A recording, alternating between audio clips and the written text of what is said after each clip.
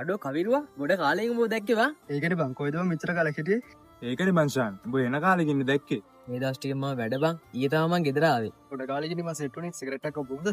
මම සිගරට් බොන්නේ නෑනේ බං. බීම ගුරක් බොමුද? මොන බීමද මම වෙන මේක පත්තු කරා. එපා එපා බං මං උඹ බොන්නේ නෑ.